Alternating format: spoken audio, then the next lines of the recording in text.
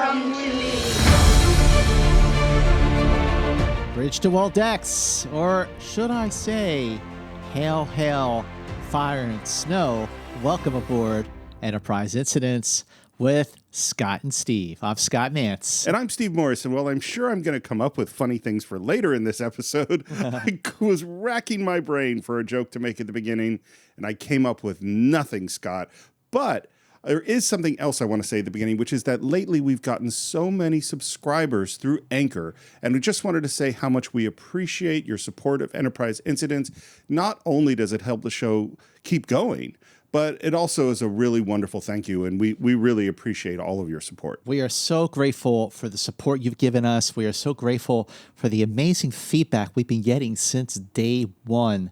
Everyone, all the Enterprisers who found us over the last year and a half, they really get what we've been trying to do, and the unanimous reaction that we've been presenting the original series and making people see the original series, longtime fans for decades in a whole new light, is really the highest praise of all. So if you have not yet supported us through Anchor, please do so, because this is truly a labor of love for Steve and I. But the key word is labor. We put a lot of work into this, and we love doing it. So whatever support that you can give us through Anchor would be so very, very much appreciated. And the way you do that is you go right to the show notes, and on every single podcast and every single app you could download, you'll see a link to Anchor where you can subscribe to the show for as little as 99 cents a month. Scott, I don't know what else you can get for 99 cents a month, but I doubt it has the quality level of of Enterprise Incidents with Scott and Steve. Absolutely no way. Nothing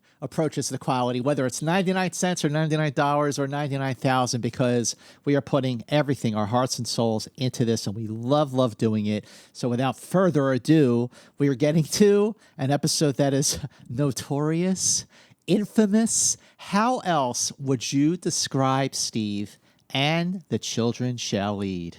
Bad. Yeah. It's so funny. It's so funny. You know, this was literally years before we ever started this show.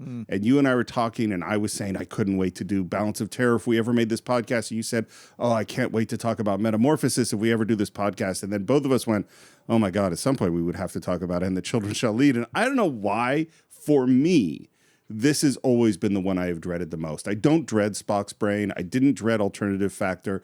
There are a bunch of other episodes that I genuinely don't like. But this one, just I hate. I can't. It's not rational. I just don't like this episode. So, well, and here we are. I agree. I mean, you know, when we first started doing this podcast, and we did our first couple of episodes, and we were so excited that like we finally got the ball rolling on Enterprise Incidents, and we very, very quickly found our voice with this podcast. But I remember you and I were just talking off mic a couple of times, you know, when we were doing like Where No Man Has Gone Before and The Enemy Within and the early great episodes. We were, what's going to happen when we get to season 3? What's going to happen when we get to And the Children Shall Lead? And like you said, we have arrived at that point. Well, and what's crazy is for the first several episodes of season 3, I've been like, man, this is really good. Yep. Absolutely. And here we are. This is the turn. I mean, this is this episode is not good. But not only, Steve, is this episode not good, but for the rest of season 3, in terms of its production order, the series really will never recover. In fact, you know, when we talk about those early episodes that we love doing, like the ones you mentioned, Balance of Terror, Metamorphosis, but definitely Mirror, Mirror, The Doomsday Machine, Sitting on the Edge of Forever, you know, Devil in the Dark. When we think of like peak Star Trek, those days are past. But even as season 2 started to wind down, the episodes were still very, very good. And like you said, the beginning of season 3, in terms of production order, the episodes were really quite good. Almost an extension of season 2. And thinking like, wow, maybe season 3 isn't as bad as people sort of like give it credit for or discredit it for. But now with this episode, and even the one that follows, even though that episode I think is not as bad as people say it is, and we'll get to Spock's Brain next time on Enterprise Incidents. But And the Children Shall Lead. There are like the question is, Steve, like, what happened? Why? Yes, Scott. That is a good question. What happened? What happened? What could have happened to go from Spectre of the Gun and A Line of Troyes and the Paradise Syndrome and the Enterprise incident to and the Children Shall Lead? It's not even like a gradual decline. No. It is an abrupt decline. So what happened? I have a theory. Okay. And many, and we'll get into our theories of what works and what doesn't throughout the course of this conversation. But so I was thinking about it when I was looking back on the previous episodes, the 4 previous episodes of season 3.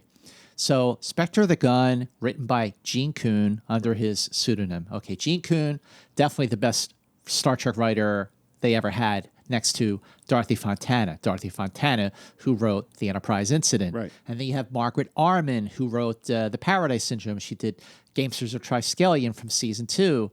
Then you have Alana Troyes, written and directed by John Meredith Lucas, right, who was the showrunner for the latter part of season 2. You have these veterans who really, really knew the show writing these episodes.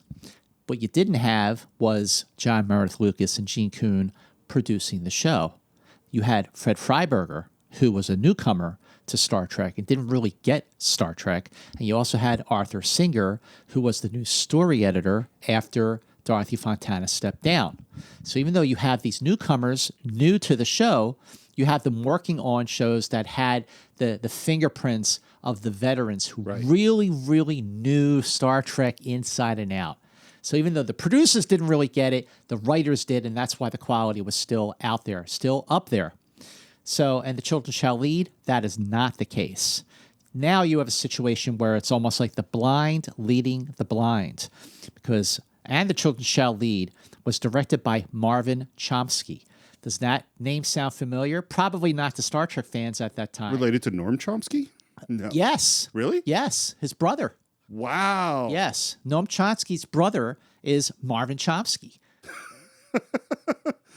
I love that you knew that. Well, no, there's only one guy named Chomsky who I could think of. So, no, I didn't know that. Yes, yes. But now I'm sort of fascinated thinking about the radical philosophy of Noam Chomsky and how it might relate to And the Children Shall Lead, and it doesn't. But well, Marvin Chomsky, this was his first of 3 Star Trek episodes that he directed. The other 2 that he did are probably the best episodes of season 3, Day of the Dove and All Our Yesterdays.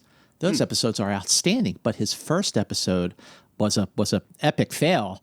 And it's a shame because Marvin Chomsky is a 4-time Emmy winner for series like Holocaust, Attica, Inside the Third Reich, and Peter the Great. He also directed TV shows like Wild Wild West, Mission Impossible, and Hawaii Five-0.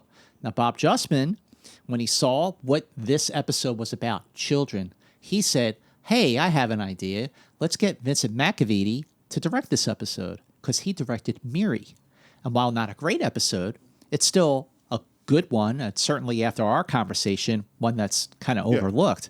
But what happened was Vincent McAveety, he had just done Spectre of the Gun, and that went a day over schedule. And the new showrunner, Fred Freiberger, was really trying to do what he was hired for, which was bring Star Trek in on budget and on schedule. And here was a director who went a day over schedule.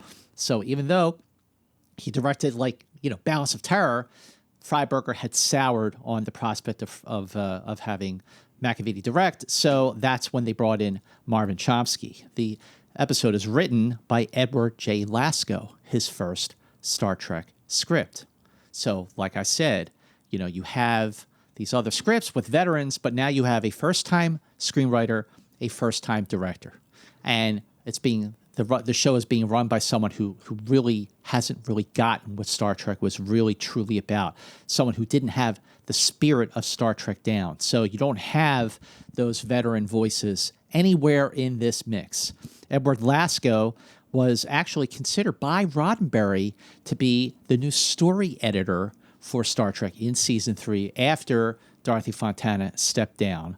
But then Freiberger came in and he brought Arthur Singer as the new story editor. Lasko was very notable in TV over the years, over the decades, on shows like Dr. Kildare, Wild Wild West, Combat, whole bunch of episodes of Combat, Mod Squad, Mission Impossible, Charlie's Angels, he was a script consultant on Charlie's Angels. He wrote his first treatment in early March of 1968. He went through a third revised story outline on March 22nd. Then he proceeded to a second draft teleplay on June 18th, and Arthur Singer did a rewrite, a final draft, on June 21st. The title, "And the Children Shall Lead," comes from the Old Testament, Isaiah 11:6. "The wolf will live with the lamb, the leopard will lie down with the goat, the calf and the lion, and the yearling together, and a little child will lead them." That's from Isaiah 11:6. "And the Children Shall Lead" aired on October 11th, 1968. It was the 59th episode to air. It was the 61st episode to film, on schedule in 6 days between June 27th and July 5th, 1968. The total cost was $176,349, about $2,000 under budget. The score was composed by George Dunning, who did Metamorphosis, great score. Return to Tomorrow, great score. The score was recorded on August 9th, and the score for this episode is one of its problems. I do not like the score at all for "And the Children Shall Lead." That's just part of the problem. The other part, I think, is just, and we'll get into it more, but just everything about it is so over the top. There's nothing elegant about the writing or the directing or the music or the acting of this episode. I agree. Would you like to know some of the things going on in the world? Yes, this is please. happening?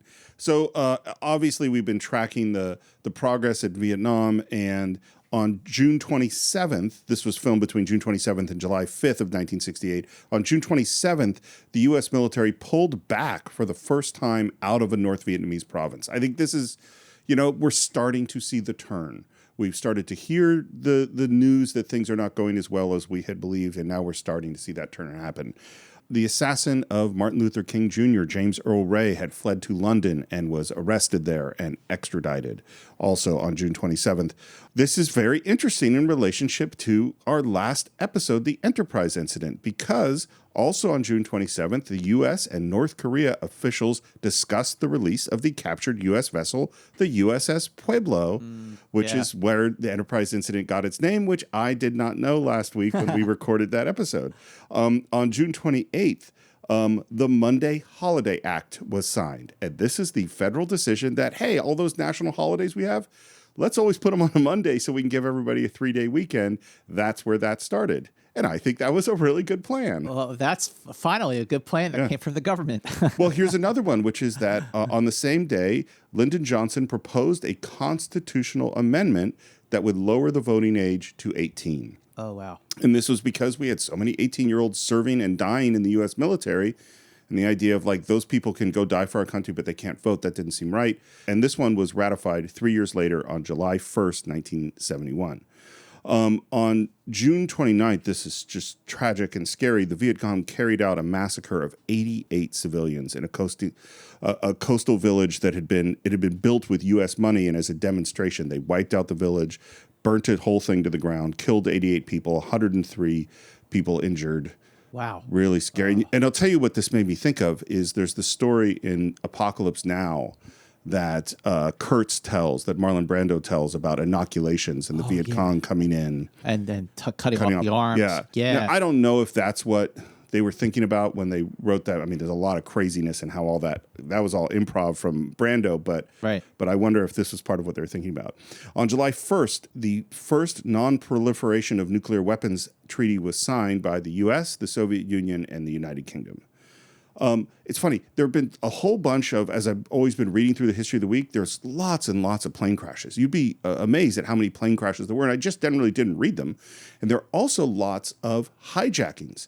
This is a thing, I mean, we grew up that was a thing you would see on TV. Well, It really did happen a lot, and it actually happened twice. 2 hijacked planes taken to Cuba, one on June 28th, the other on July 1st, in this week. Wow. What were the reasons, but what were the motives for why was that there was a period of time in the late 60s and throughout the 70s that were so many hijackings? It's a political demonstration. It's a terrorist act. Yeah. It's we want you to feel unsafe. You know, I mean, we could get into a long conversation about it, and I don't think it would be appropriate. Well, we could relate it to a terrorist act of, you know, we got these kids who are hijacking the Enterprise right now in our episode. So, well, there you go. There we go. Yeah, okay. That might be the deepest statement we'll make about the children to lead. There's also going on this time, something we haven't talked about, I think, is the Prague Spring, which is a anti-communist movement in Czechoslovakia, and at this point, in the end of June, early July, the Soviet Union is cracking down. They have 18,500 troops in Prague. They brought in 650 tanks, and that's when they decided, no, I guess we're going to just have to stay and occupy and stop this. And again, there are these echoes of things that are going on today, you know, Absolutely. with Russia and Ukraine. That is what was happening in the world when they filmed And the Children Shall Lead. Well, I did not expect you to right away make a link between the hijackings of the 70s to the kids, you know, on Triacus hijacking the Enterprise. But, you know, once again, you made a great connection there.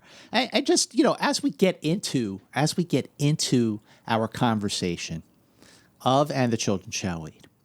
So this is an episode that I've said this a couple times where when I go back and I watch the original series, I have go-to episodes that I watch frequently, and there are a lot of them. There are some episodes that I just watch once in a while, not because I don't like them, but just because I don't like them as much as the ones that I do rewatch frequently. And then there are maybe a couple episodes that I never watch, and the majority of those are from the third season. This is one of them. I can't remember the last time I watched And the Children Shall Lead from start to finish. The reason I say that is because during this rewatch, I did make some connections and correlations to previous, not just episodes, but themes that we've been following along that I did not expect to sort of have those epiphanies, because I just did not like the episode, and I, to be clear, still don't. But some of the episodes that it did make me think of, and I'm wondering if you felt the same way. Obviously, Miri, okay, Charlie X, and one more, The Naked Time. That literally the same. I those, if you had asked me which three would you predict, those three, absolutely, yeah. Well, then I have a question, because if you're thinking along the same lines, and I've been trying to rack my brain, and I have some answers and theories that we can explore throughout the discussion, but why did those episodes work? Why did Miri work? Why did The Naked Time work? Especially on the bridge of And the Children Shall Lead, when there are some very interesting similarities to The Naked Time. Why did it work great? Why did it work so well in The Naked Time, which is one of the all-time great Star Trek episodes, especially an early episode? Why did it work there and it didn't work in And the Children Shall Lead? Let's answer that question as we go, because I actually think there are a lot of reasons why those work, but because those are the key examples. I might have a harder time with some of why Naked Time works better, but no, I don't. There's a whole bunch of reasons I think we can go through as we go. I have a question for you before we jump in. Okay. Which is because I've never asked you this, but my guess is your experience is similar to mine. I'm the same thing. And the Children Shall Lead was definitely not in any quick rotation. Maybe I watched it a decade ago. I don't know. But do you have the same experience that I have, which is that even though you really haven't watched this very much, that you can still hear the lines coming just from that childhood you probably watched? Oh, sure. Yeah. Sure. Yeah. I mean, just because when I finally got a VCR in like 81, 1980, 1981, and Star Trek was moved from 7 o'clock every night of the week to 11:30 at night. That meant I can only watch it on Friday nights. The other days, Monday through Thursday, I had to go to bed early because I had to go to school the next day. So I would set the timer, and I would tape the episodes and watch them the next day when I got home from school. So just because I was just so happy to have an episode of Star Trek that I could watch whenever I wanted, one of those episodes was And the Children Shall Lead. And even though I didn't like it then and don't like it now, there are the same old saying about how I just still love these characters so damn much that even though when I don't like the episode, I just love, I love Kirk and Spock and McCoy, I mean, that's what we talked about at the beginning. This is unconditional love. You know? It is. I mean, for me, I go like, I wish I had a number of how many times I actually watched these episodes, because if it was on, I watched it. And so did I watch And the Children Shall Lead 20 times? 50 times? I don't know. Many, many times. Yeah. Probably before I was 15, I had watched it many, many times. Absolutely. You know? So it's still something I know really well. Shall we get into it? Let's dive in. So we start in a teaser. We're responding to a distress call from a science colony, and we beam down. It's Kirk, Spock, and McCoy, and there are a lot of dead bodies. I just want to point, there are a bunch of weak filmmaking things in here, and here's the first one, which is there's a bunch of dirt around these bodies, and there are footprints everywhere, which means they didn't sweep the dirt. Right. It's like if you hear stories about doing Lawrence of Arabia where they, had that amazing shot of, Omar Sharif coming out of the mirage. Well, that's like, it's 120 degrees. You shoot the shot, and then you send out guys to sweep the desert for a mile, and then sweep all their own footsteps and come back. And 3 hours later, you shoot the shot again. That's good filmmaking. They were clearly the crew. Everyone was just wandering all over there. They just went, Yeah, that's a good point.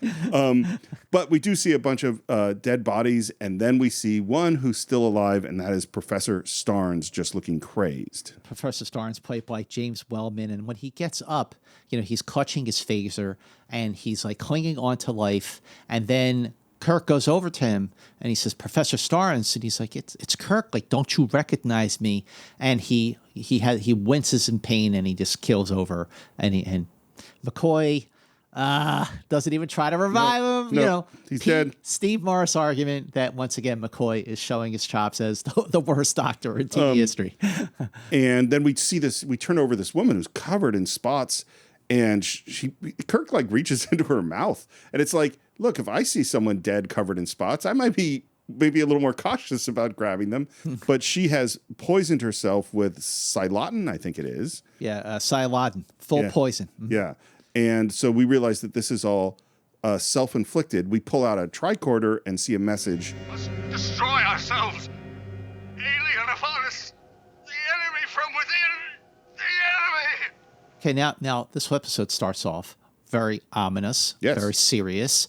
It grabs you from the beginning, as Star Trek teasers for the original series anyway often do. Mm-hmm. And I mean, watching this for the first time, I would be completely hooked by this. Like, whoa, like you beam down and the entire expedition, all these people were dead and they killed themselves. So, right. and the cinematography is very good. Jerry Finnerman is still with the series, and they're back to stage 10 for all the planet sets because they already used their budget for location shooting on the Paradise Syndrome.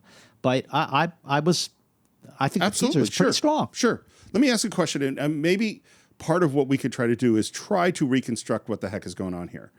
So they all killed themselves. Why did the Gorgon make them kill themselves and the kids make them kill themselves? Or did they kill themselves to resist doing what the kids and the Gorgon wanted them to do? Well, so if the Gorgon, part of the Gorgon's power is exposing the inner turmoil, the inner fears of grown-ups. And the way that we see later in this which episode, is very inconsistent and weird, by the way, but keep going. Yeah, but it totally is. You're right. But so if the kids are able to sort of make the grown-ups, the grubs, if you will, have their inner fears and anxieties brought to the fore. So the question is, why did they kill themselves? Why did they make? Because they just couldn't take it anymore. I mean, I don't know. Like it really maybe just got to a point, and at what point did the Gorgon connect with the kids for the kids to start doing the This is all of what thing. Doesn't make sense. Yeah. Because the thing is like it could be that the Gorgon was manipulating the adults to get a spaceship so that he could go to Marcus 12. Right. And we know that's what they were. That's part of it, because that's what we hear later on in the tape. Yes. But then why kill yourself? You know, like this is and the thing too, and this is what's again, it's just I don't think we're ever going to make this make sense. Does the Gorgon have power over the kids? Does the Gorgon have only power through the kids? You know, but why only through the kids? And if he only had power through the kids, how did he affect the kids in the first place? Because obviously he has affected the kids because they're not aware of this. So what the Gorgon's powers are and how they actually work is one of the problems. Well, if the Gorgon, however he did it, affected the colonists and the researchers to kill themselves, why didn't the Enterprise crew members start killing themselves? Because because things like Sulu seeing daggers, that's not his internal fear. Right. Do you know what I mean? Right. Like in what they're doing to Scotty or to Chekhov or, you know, whoever we can see, okay, maybe that is her internal fear, although I have issues with the way that all plays out too. Yeah, sure. But what is it exactly that are the powers, and what is the relationship with the kids? I don't really know. And also, you know, we're going to see in a little bit when McCoy does beam back to the Enterprise with the kids that Kirk feels an overwhelming sense of anxiety, and the kids aren't there. Right. So there's something on the planet that affected the grown-ups directly without the kids really even getting involved in. So let's hold off until we get to the kids. Okay, But this is definitely the thing that I want to keep thinking about. Yep. As we're realizing that this is a mass suicide, we hear kids playing and they come hopping and skipping, happy as could be through the dead bodies. And Kirk tries to talk to them, and Tommy Starnes, the eldest of the kids, introduces himself. Oh, Tommy Starnes, played by Craig Hundley. Craig Hundley, what a career Craig Hundley has had and continues to have. So, of course, people might recognize him because for a real brief moment in Operation Annihilate, he was Peter Kirk.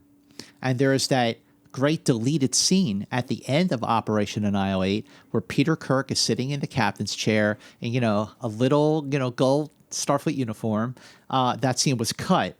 But Craig Hundley, under the name Craig Huxley, became an LA session musician working under that name, and he created what was called the blaster beam. That blaster beam will be very familiar to anyone who has heard the score for Star Trek The Motion Picture. It is a massive 18-foot-long stringed instrument that was featured in that film, as well as other films and TV shows, but mostly Star Trek The Motion Picture. He also worked as a musician, as a composer on the animated series of Star Trek, Battlestar Galactica, Poltergeist, Star Trek II, Star Trek V, First Contact, Next Generation, Back to the Future 2 and 3, and The Orville. So, you know, it's pretty current. But as an actor, he was on shows like The Virginian, Bewitched, The Brady Bunch, Adam 12. I mean, amazing career that he pivoted from being a, you know, child actor, and he was also a jazz prodigy musician, wow. and then he just, you know, went into film and TV scoring. Amazing. That's just really cool. Yeah, because in general, the trajectory for child actors isn't always that great. No, it's not. Yeah, it's usually a a cautionary tale. Yeah, it's a rough job. And so they go into Ring Around the Rosie, which is, it's always, you know, the adults, I don't know what kids do. I guess they play Ring Around the Rosie. You know what I mean? Like, yeah, right. Which just seems, it's all really bizarre behavior. But here's what I will say, watching it up to this point, the creepy kid horror movie, that's a thing. You know what I mean? Village of the Damned. Yeah.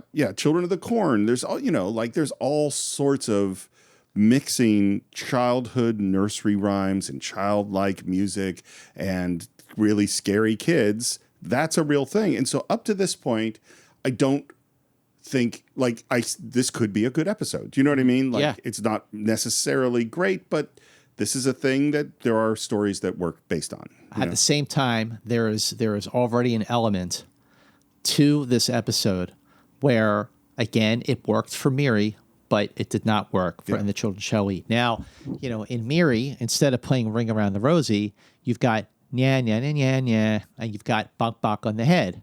Now, that worked in Miri, but the score for Miri was actually very effective. You know, there was a magic and an elegance to the music that was used for Miri, and here I just it just pains me to say because George Dunning's score for Metamorphosis is like my favorite score, but his score for this is just way too over the top and on the nose and beats you over the head. And the sort of playful beats that he uses when the kids are playing and then they go into the ring and around the Rosie thing, it just is so over the top. There's nothing subtle or elegant about it, and that was an immediate turnoff before we even got to the end of the teaser. Well, and I'll give you what I would say is a first contrast with Miri. So why are the kids in Miri behaving the way they're behaving? Mm-hmm. What do you think? Okay, well, the kids in Miri are the survivors because the disease killed off the grown-ups. So they've lived for hundreds of years without adults, and they have created a kid-created society. It is Lord of the Flies. It is Lord of the Flies. Mm-hmm. And so within that context, their behavior totally makes sense. True. These kids, why are they behaving the way they're behaving? And it's like, okay, the Gorgon is affecting them somehow so they don't realize that there are dead bodies everywhere. Yeah, their parents and their dead bodies are right there. But it's not, they don't have individual characters or motivations the way the kids in Miri have. Right. Within Miri, kids are growing up and this kid is the leader and this kid is rebellious. They each have personalities. Mm. Here they don't. That's a great point. That is a really, really great point. And in Miri, like you said, you pointed out perfectly that this is how their lives have just evolved. Yeah. And the children shall lead. It's some way being affected by an outside force, but the motive, or not so much the motive, but the method of that influence is and the breakthrough to the kids. Like, what was it about the Gorgon that he was able to affect the kids to follow him? Like how did that happen? I mean, that's would have been an interesting, development. Well, and what involvement did the kids have with their parents' deaths? Right. Were they there doing the fist thing and making their parents kill themselves? Because that would have been tragic. Right. Or were they just unaware that the parents were freaking out and killing themselves? Right. Yeah. A lot of questions. Yeah. It doesn't all track. No. But that's the end of the teaser. We're back. We're back in Act 1. We're having some kind of funeral. The bodies are buried. They're gravestones. What is the banner that they are holding? Oh, that banner, the UFP banner. It's a flag. It's the one and only time that we saw that flag for the UFP. Now there is a symbol for the United Federation of Planets, and that symbol has been used and it has evolved over the years, over the decades with all the other Star Trek shows. But this is the one and only time that we see this red flag with the gold lettering on it. It just seems bizarre. Yeah, it does. It's like, because it doesn't have you don't explain it, and it's just kind of there, and it's weird. What else is bizarre to me is that between the end of the teaser and the beginning of the first act, there are now tombstones, and the parents are being buried on Triacus. The name of the planet is Triacus. If it were me, if I was the captain of the Enterprise, I would bring the bodies aboard the Enterprise and do a serious autopsy on these bodies. That's the first thing. The second thing is when Kirk, Spock, and McCoy beam down to Triacus in the beginning of the teaser, they are responding to a distress call. So where the hell is security? Well, that's another great point. And what was the distress call? Right. And like how, if the parents were being influenced in such a way that they were overcome with their own anxieties and their own fears, but yet they were able to consciously send out a distress signal to a whatever starship was close by. There are just a lot of questions that just don't make any sense. And I know that you got to suspend your disbelief, especially in a sci-fi series in the late 60s. But there's a difference between suspension of disbelief and just like making sense. Yeah. Well, it has to make sense within its context. The characters have to be doing what they're doing for reasons that make sense.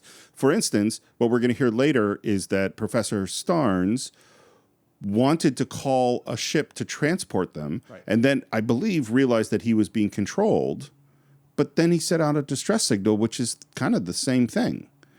True. Right. Like, in the end, they got a vessel. So why did they kill themselves? Right. But Anyway, we're having this funeral. The kids are not affected. They're playing around. And this is where the grown-ups are starting to go, what the heck is going on with these kids? No sign of grief? No, Jim. No indication of any kind. Or of fear? And McCoy is saying it's some kind of shock, and maybe they're suppressing the emotions. Humans do have an amazing capacity for believing what they choose and excluding that which is painful. Not these children, to this extent. It's incredible. Which it is. Yeah. This is some pretty bizarre behavior. And we talk about maybe it's some kind of amnesia. And then the first moment comes up about questioning them. And McCoy immediately sort of puts out, hey, that could be dangerous. Right. Don't do this yet. Which I get. I think that makes sense. Mm-hmm. But there are other things you would be doing, like having other people talk to them. Like you have McCoy, who is an expert in space psychology, by the way. You know, you have Nurse Chapel. You have you would be doing something. And their choices throughout most of the episode is basically to do nothing, you know. But at the same time, the one thing that Kirk even surprised himself in doing was his ability to reach through to kids and adolescents. The way he connected with Charlie Evans in Charlie X, when he reinforced Yeoman Rand's decision on no means no. And the way he finally did reach through to the kids in the other Earth in Miri. So you know, he does in this episode his paternal instincts are not spot on, but there are some scenes that where I did recall the conversation that Kirk had with Charlie, or that Kirk had with Miri, even though his Miri was more, he was flirting with her to kind of get information. But in this case, he's not the first choice, for a conversation like this. You're right. It should have been McCoy or Chapo or anyone else. Well, somebody would have been doing something. Yep. Mm-hmm. Well, and again, it goes to Charlie is a adolescent who is struggling with his insecure. All of his character is really clear. We know what he's afraid of. We know he's anxious. We know he's attracted to Yeoman Rand. We know he has desires. He has trouble controlling his anger. These kids have no characters. Yeah, that's true. We don't know what they want. We don't know. They're not afraid of anything. They're just, well, and here's a question. Did they know their parents are dead at this moment? See, they saw the bodies. They were at the funeral, or the funeral proceeding. I mean, that's a pretty poor funeral, but because later on in the ship they say, oh, they're happy on the planet. Right, that's right. He says, oh, they're happy there, always busy. Yeah. I think they don't know their parents are dead at this moment. Yeah, you're right. But what that means is, in between this moment here on the planet where the kids are just playing around like everything is great, and the very end of the episode where it hits them, they're like, what happened? Did the Gorgon's influence wear off? It's another question I have. Well, because they clearly, if they looked at the end, they're going to look at video of them playing and video of their dead parents, and they'll see it. Right. Okay. But walking around their dead parents, they did not see it. Mm-hmm. And then we get in, again, these are just these weird logic leaps. The attack on Professor Starn's party must surely have been unprovoked. Attack? Mass suicide is what it seems to be. I stand corrected, Captain. Induced would be a more precise term. Induced by an outside force. I don't think Spock has any evidence for anything that he's saying at this moment. But, and this is and we're going to do it throughout the episode, is instead of figuring out what's going on logically, we jump ahead to already knowing what's going on without any evidence of anything. There's no evidence of any attack or any other person or anything at this point. Now, if this had been written by Gene Kuhn, I think you would have had a better polish on hinting. Like, how many times did we see in some of the best episodes where, like in Devil in the Dark, where we think we know what's going on. We think that we see that Spock knows, even though he's not ready to say it yet. Here, he's already saying it. It was an outside force. Right. We're in Devil in the Dark, and he's picking up the silicon nodule, and he's going, I have a theory, but you know what? I'm not ready to say it. Because we're trying to figure it out with evidence. Exactly. As opposed to the script requires that we have these thoughts. By the way, in this conversation, it's another small filmmaking thing, but this thing called eyeline, like we talked about screen directions and looking left and right. Eyeline is basically the illusion that we're looking at each other. If you look at this, Spock is clearly not looking at Kirk. Yeah. The eyeline is wrong. I was wondering about that. It's actually not that hard a thing to happen because frequently, like, I'm shooting your side of the conversation, and then later in the day, 5 hours later, we're going to shoot my side of the conversation, and you can't be where you were because there's lights and equipment and a dolly and all sorts of stuff there. And so you put a little piece of tape and you say, okay, Leonard Nimoy, this tape is where Shatner is. Look at this tape. And if someone got it wrong, then they're looking like this. You can see I'm not actually looking at you when you cut it together. And it's not terrible, but it's just, it's just sloppy. You're going to pick that sloppy up. filmmaking. Sure. Well, and it can't, I've done it too. It's easy to make this mistake because you're tired and you could be shooting, Orson Welles shot things where he shot something on one continent one day and then shot the other side of the conversation. Like one was in Europe and the other he shot in Africa 6 months later. It's tough to get the eye line to match up when you're doing that kind of thing. And the children would have been exempted by conscious design. A valid assumption, I would say. And their present behavior explained by a fear of punishment. Or the promise of reward. There's nothing that would give us evidence that this is what's happening at all. Completely, right. Also, their behavior clearly, that behavior is not, I'm afraid of punishment or I'm behaving this way because I'm promised reward. That behavior is they have no idea there are dead bodies next to them. Right. They're completely oblivious. They're oblivious, not threatened. And then we hear there's something weird going on with the cave. So Kirk and Spock walk into the cave. As soon as they walk in there, Shatner has a big reaction. Shatner has a very big reaction. He starts to get very anxious. And when people point to the moments when Shatner just lays it on too thick, yes, they back up those comments, accurate comments, with episodes where when Shatner felt that the screenplay, the story wasn't up to snuff, that he would lay it on thicker. This is that episode, for sure. And this is the beginning of that pattern that is going to accelerate and get bigger throughout the course of the episode. And it really shows in the physical stuff. It's when he goes, oh, and he moves his body in some weird way, and it's just like it's too much. It's too much. And he's wigging out. He's really starting to get scared. Spock has lines that I don't even think they grammatically make a lot of sense. I'm not familiar with anxiety, but I was not aware that it could be registered on sensors. And then finally, Kirk bugs out and heads outside. Yeah, and then the anxiety starts to dissipate. But what was it about? What was in the cave? Like, what's in there? Like, what's he reacting to? Is the Gorgon in the cave? That's like there's no hint that there's anything on the planet. By the way, how did the Gorgon even get on the Enterprise? Well, yeah. I mean, and I think the Gorgon he's non-material. And I think we can relate him to some degree to the Day on the Dove, sure, creature. Also to Apollo to some degree. He's there, he's not there. Needs, worshipers maybe in order to have his power. That seems like a thing we're kind of playing with here. Mm-hmm. Because when the kids turn on him at the end, he loses his power. Right. But it's really vague. And here's the thing. Is it weird for Kirk to suddenly become so anxious he has to run out of the room? Yeah. Yes. Real weird.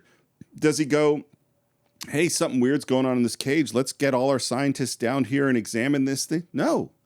That's a good point, too. Well, right. And this is one of my big objections. Kirk does almost nothing.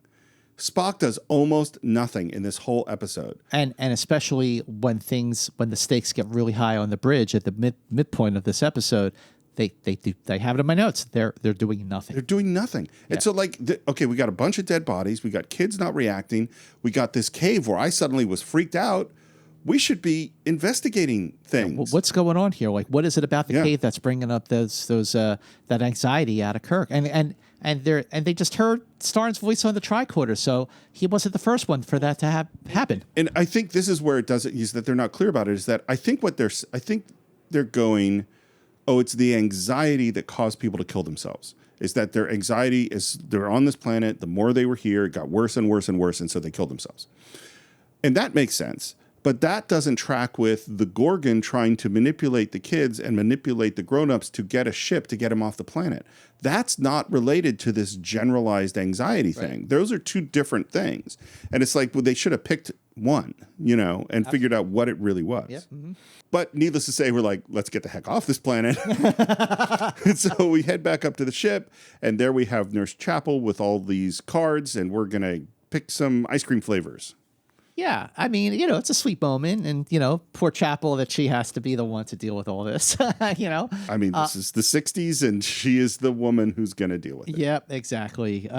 So the kids are all excited. They go to the food processors and they get their ice cream. What room are we in, by the way? The arboretum. So it's the arboretum. Yeah. It sort of seems like but it's not the design that we saw way back in like the Man Trap. No, it's not. So it's in sort fact, of it was created for a land of Troyes, and there was a scene that was shot in this room, in this area, of Spock playing his Vulcan lyre over the PA system of the Enterprise to kind of soothe the nerves and the mood of the Dolmen of Alas. But they shot the scene and they had to drop the scene because of time. The episode ran long. So, but they still had all the props and everything. It's a nice set. I like this space. It's a nice set. Mm-hmm. There's a really weird moment where we have the kid who wants surprise ice cream, and he gets coconut and vanilla, and he goes, "It's coconut and vanilla. They're both white." There, now, Stevie. There are unpleasant surprises as well as pleasant ones. That was your unpleasant surprise. I have no idea what you guys are talking about. What does this have? Like, what's your point? Why is this in the movie? And then he goes, okay, well, I want chocolate and something in peach. And she goes, okay, that will be your surprise. I'm like, no, it's not a surprise. He just said what he wanted. And I'm just going like, why is this in this show? I was watching so that kid, by the way, is the son of Melvin Belli, who played the Gorgon. Oh, really? Yeah, it's Caesar Belli is plays Steve. Okay. And they call him Steve. Yeah. Yeah. It's very strange. It's not worth talking about. It's just like, what it is like, I have no idea how children behave. Clearly, I have some space I need to fill because my episode isn't long enough. So I'm going to have this weird conversation about ice cream. I have no answers, Jim. There has to be an answer. Well, can't it wait till we get to a starbase hospital so they can be checked out by child specialists? We're not leaving here until we find out what went on or what's going on. Well, I won't prevent you questioning them, but it could harm the children if you do. Could be far worse for them if I don't. And for us, too. Okay. Yep. Mm-hmm. But then he doesn't really question them. I mean, he does, I guess. I think he's trying to ease into it. Get on their good side by relating to them with the ice cream and said, "Oh, isn't this better than Triacus?" Right. And then that's when he starts to notice that that you're right. Tommy's talking about their parents like they're still on Triacus, which they are, but they're just not alive. I don't think your parents liked it very much either. Yes, they did. Yeah, mine sure did. Parents like stupid things. Oh, I don't know about that. Parents like children. Huh. That's what you think. So I think the Gorgon erased all the happy stuff about their parents in their heads. Does that make sense? Or the Gorgon leaned into your parents care more about the stupid planet than they do about and their work, you. And they're too busy to bother with you. And I'll take care of you. I will give you what you want. Well, I will treat you like a grown-up and not like a kid. Maybe that's how the Gorgon. I think that makes perfect sense. Mm-hmm. I don't think that's in the episode. Do you know what I mean? Yeah. We don't No, that's see, not in the episode. No way. Yeah, but that would be a perfectly good. He sees, because that is a parent-kid conflict. You're always working. Why don't you spend more time with me? I have that conflict in my own house. So that's a real thing. Yep. And if he had exploited that, but then they wouldn't be behaving the way they're behaving. You know what I mean? It just doesn't track here. I'm sure your parents loved you. That's why they took you with them to Triacus. So they wouldn't be so far away from you for such a long time. That would make them very unhappy and they'd miss you. I'm sure that you would miss them too. Which is Kirk's sort of hint of, hey, your parents are dead, Yeah. And that's when they turn on him and start to say busy, busy, busy. Busy, busy, busy, busy. And Herbert. Yeah. Herbert. And okay, so you have the kids who have been rebelling against the grown-ups. And you're right, busy, busy, busy, Herbert from The Way to Eden. And what actually does connect with the timing of when this episode was produced and aired is the rebellion of the young against the grown-ups. And that's what these kids are doing. Now, of course, there's a reason why, they're being affected by the Gorgon in some way, in some unexplained way, but it's very in tune with the times of having kids rebelling. Well, and this is a perfect, I'm glad you said this, because it's a perfect example of why the writing is bad. Is that in the case of Charlie X, or in the case of Miri, we understand why those kids are behaving, why they're behaving that way. Mm-hmm. They have good reasons for behaving the way they're behaving. Not that we agree with how they behave, but in character, it makes sense. Here, it's like the adults are saying, man, stupid kids are rebelling against us. That doesn't make any sense. Let me write their characters. Mm-hmm. It's like, no, you have to understand why they're behaving the way they're behaving. It's why Way to Eden is so dumb. It's like, it's very clear that they don't like those hippie characters. Right. Instead of going, man, these hippie characters have a point. We are kind of messed up, know? Yeah, that's another episode that's going to be interesting to cover. I find that more in the fun camp aspect, whereas this I can't find fun, know? Yeah, that's true. That's true. I mean, Way to Eden's a bad episode of television. Yep. But that's like a train wreck bad. Right. It's just really, anyway. Like, what were they thinking? And they start running away playing, and Kirk watches, and the busy, busy, busy turns into I'll sting you, and the little girl, Mary, goes and is poking Kirk pretty hard. Yeah, and again, the music that's playing when she does that, it's just too cutesy. Watch out! Watch out! I'll sting you! Now, wait a minute. I get what George Dunning was trying to do, I guess, trying to put like a childlike sensibility into the score. But again, it's just, there's nothing subtle or elegant. It's just way too on the nose. By the way, that little girl, Mary, is played by Pamela Ferdin. Pamela Ferdin, like, I remember even as a kid thinking, wow, she looks really, really familiar. And she was a very busy young actor in TV shows like Family Affair, The Odd Couple. I remember her on Lassie. And I also remember her on a Saturday morning show called Space Academy. And she was also in the film The Beguiled with Clint Eastwood. Oh, wow. Yeah. But her real claim to fame, Pamela Ferdin, was the original voice. I did not know this until I was doing my homework on this episode. She was the original voice of Lucy in those early Peanuts TV specials. That is cool. That's really cool. As they say on TV, the mere fact that you realize you need help indicates that you are not too far gone. And they want more ice cream, and Kirk, says that'll spoil your dinner, and immediately they're like, yep, yeah, you're one of them. You're a grub. Herbert Grub. And the kids go up to their quarters, and Kirk pulls Tommy aside, and they sit, and he tries to ask him about what he saw, what happened down on the planet, what about the cave. Did you see your father today? I saw him. Did he seem upset? Yeah, he was very upset. What about? Well, I didn't ask him. Boy, Tommy's really given an attitude to Kirk. Yeah. He's not cooperating at all. He was always upset, just like you, Captain Kirk. And Kirk is trying to be nice about this, asks if he's unhappy about leaving Triacus, and they go, that's a place for adults. Aren't you upset about leaving your parents? My parents? They love it down there. Always busy. Which is where I think he thinks his parents are still alive. Yeah, I agree. You're right. Yeah.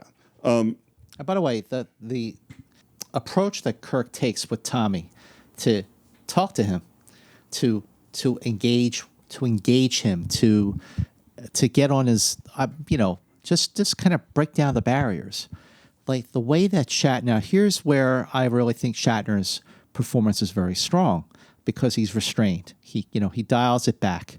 It reminds me of the way he engaged Charlie in his quarters in Charlie X. It reminds me of the ways in which when Kirk and McCoy and Rand first found Miri and they're trying to talk to her in a soothing way. and Kirk is trying to reach Tommy in a way that's soothing, so he'll let his guard down, and Kirk will get more information. But no, Tommy is he has his guard way up. I think you're absolutely right. He does not think, none of the kids think that their parents are actually really dead, and Tommy he's just not having it. You know what it is too is in Miri, in Charlie X, there's an element of it's a detective show. We don't quite know what's going on, and we're going to figure it out. And in Miri, it's like, we're going to talk to Miri. We're going to look around, and we find different signs that there were kids living here. We find the old paperwork. We find the old labs. And slowly but surely, they figure out what's going on. Mm-hmm. Here, there's a tiny bit of detective work, but it never goes anywhere. And the only reason we figure out what's going on is that the Gorgon just appears to them, and then we know what's going on. So there's not a sense of us being actively doing stuff. Even... It's funny, you mentioned the alternative factor. And, alternative factor is not a good episode, but there are still things I like about it. And the detective work in that episode works. Even if it cuts corners and in the end doesn't make a whole lot of sense either. But in this case, that there is no detective work. Kirk to security.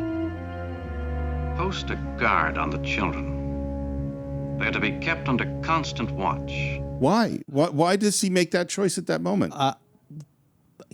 Look. He didn't put a security guide on the alternative factor guy, Well, that's true. And also later in this episode, he just lets Tommy run around the bridge when he's not even there, which was a bad idea.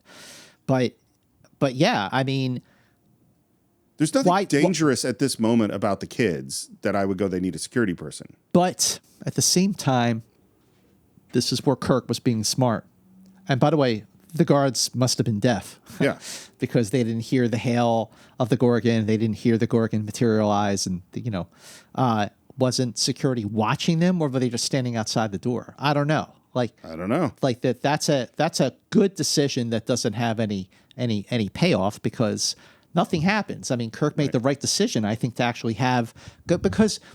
The kids are displaying unusual behavior in the sense that, like you pointed out, they're just acting like their parents are still alive. And the circumstances in which the parents died, and then the anxiety that Kirk felt on the planet, which was dropped, really, instead of alerting them that there's a serious problem here that we need to do more investigating, detective work on. So I actually think that it was smart of him to put security on the kids, but nothing is done with that. There's no, hey, Captain, some serious shit's going on here. You better check this out. And then what the security is clearly not seeing is we're in the kids' quarters or whatever, and they are doing this chant. Hail, hail, fire and snow. Call the angel, we will go. Far away. For to see, friendly angel, come to me. They say it twice, and the camera is shooting, on the kids in a circle. They have their hands all together, sort of almost like a Ring Around the Rosie kind of thing. Again, the music is too on point. The music beats you over the head. That doesn't build suspense. It doesn't stir intensity in any way, and I just don't like the score for this. But anyway, after two chants of this hail, hail, fire and snow thing, we see materializing a being in a big sort of shower curtain. Yes. And this being, which we know is the Gorgon, and Kirk even knows it later on, it's played by Melvin Belli. Yes. So Melvin Belli, let's talk about the acting credits of Melvin Belli. Sure. You want to hear them again? Uh-huh. How about now? Okay. Okay. Melvin Belli was not an actor. It's a San Francisco guy. He's from my hometown. San Francisco guy. He was the criminal defense attorney and the personal injury lawyer. He was famous. He was known as the King of Torts. He defended Jack Ruby. Okay, some of his famous clients include Errol Flynn, Muhammad Ali, the Rolling Stones. So how did this defense attorney come to be an actor on a sophisticated show like Star Trek? Well, he was a famous figure. Yes. And Fred Freiberger, in his infinite wisdom as a showrunner for Star Trek during season 3, thought, this is great stunt casting. Let's put this famous guy on Star Trek, and maybe it will boost the ratings. It did anyone not. argue about this? Like, was there any... Oh, I'm glad you asked. So Fred Freiberger's defense of this was, he said he wasn't the greatest actor in the world, which turned out to be an understatement in an episode that was overstated in every other way. But he says, but he was very cooperative. He was real fun to work with.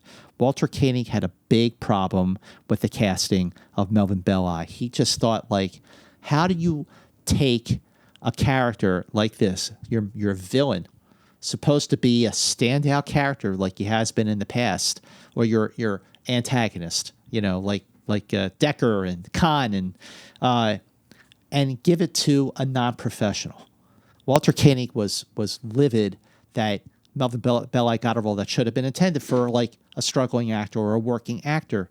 Jimmy Doohan said this, and he says, Melvin Belli did not know how to act. How in the hell did he ever get that job? Was he someone's friend or something? This was the sort of thing that went on in the third year when Gene Roddenberry wasn't looking after things. And as it turns out, Belli had not a clue how to act, which is not a surprise. During the rehearsal, like when they came out to rehearse the lines, Belli didn't even have his lines memorized. He said, "Oh, I thought I would just make it up, just sort of like wing it." Which, if you're doing, a Christopher Guest movie, go for it. But, these are actors who are waiting for their cues to say the next line. And if you're riffing and just making it up as they go along, they're not going to know when to follow up with that. And it was a great experiment if he would have been a seasoned actor, but he wasn't. It's the most bizarre thing.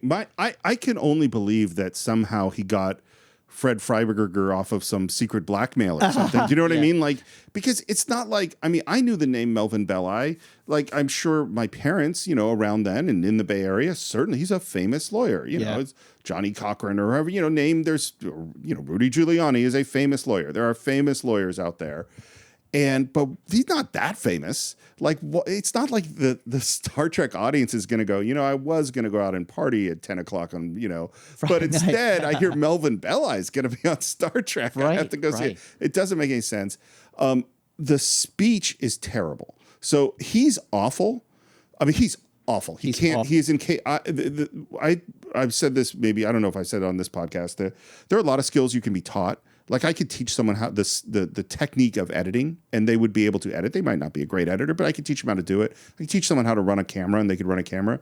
Acting can't be taught. You can improve, but some people can't act, and they never will act. It doesn't mean it's just the same with writing. I believe that some people can write and some people can't. So you're saying that like a lot of skills, you either have it or you don't. In this particular if you have skill, you improve. Yes, right. And you could train and get better and better and better. But if you don't understand how to pretend to be somebody else in a convincing way, he can't act.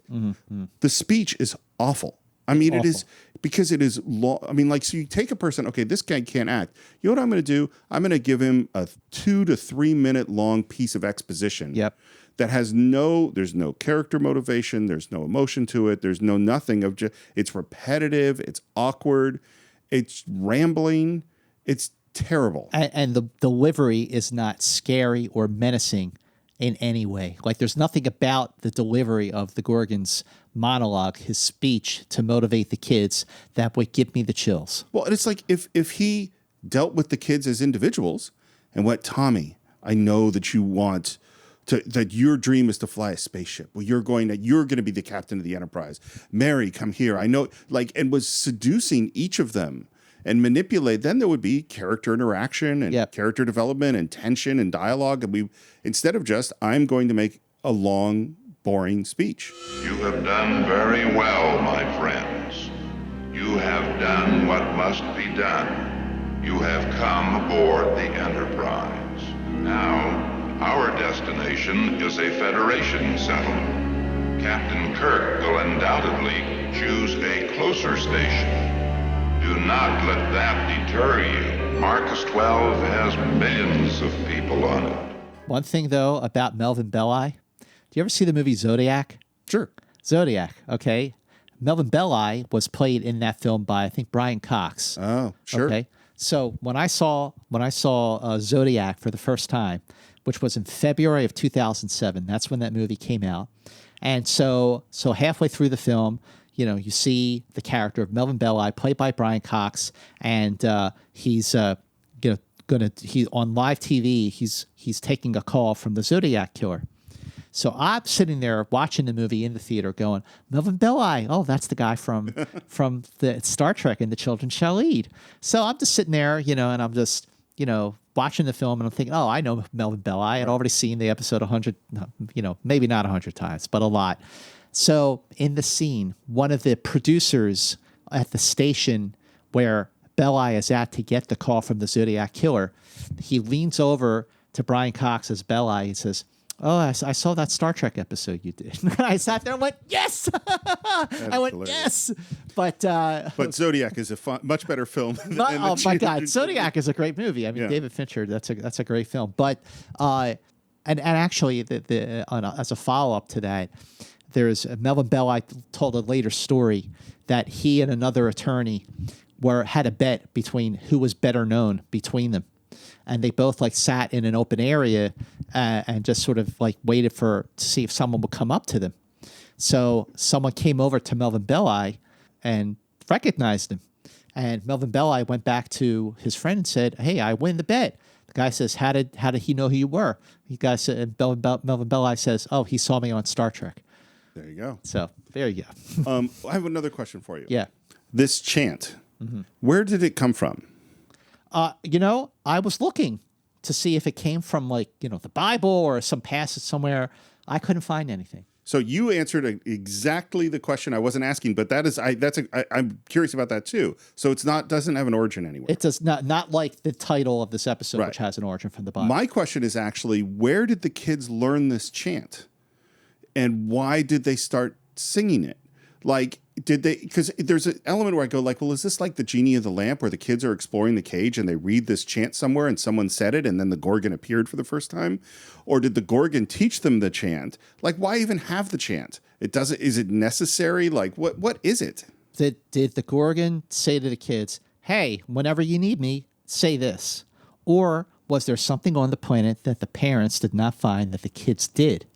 Where maybe there was like a sort of genie in the bottle kind of thing. That's what I'm saying. Where they say, "Oh, hey guys, what is this?" Well, and they said it, and he appeared. You know what else I'll say? Here's a way that you could have made the episode better: is give Tommy the closest connection to the Gorgon, and that he is then keeping all the other He's kids the conduit. In line. And so like the kids are all playing, and they're near the dead bodies, and Mary looks over and sees, hey, isn't that? And Tommy comes between them and goes, hey, why don't we play this game? And then she stops seeing her dad. And then, you know what I mean? Like, so that we see tensions and conflicts within the kids, or different desires within the kids, or different ways that the Gorgon is working with each of the kids, you know, and then you give Kirk something to observe, right? You know, but also, you know, and to that point, like just trying to figure out like where the line came from, and having a better sense of like, how did all this even happen in the first place?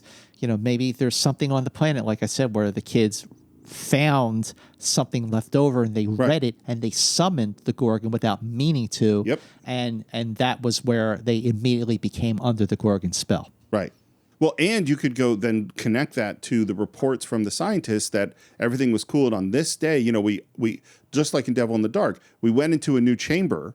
And then ever since then, we've been feeling this anxiety. And it's weird, though. The kids aren't feeling it. You know, and they went and they were doing, you know what I mean? And like we could have more detective work that would actually make sense. Yep. Mm-hmm.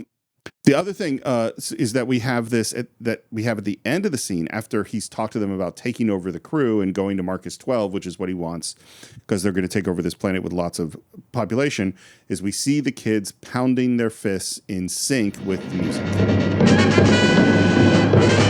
Again, subtlety is not this episode's strong point. Well, what's so funny is what I think about, again, this is why, you know, you bringing up Charlie X is so on point, is that Charlie X rolling his eyes up into his head is like the kids pounding their fists. You know what I mean? Okay, yeah. The difference is that when Charlie X does it, he's doing it for emotional reasons of his own.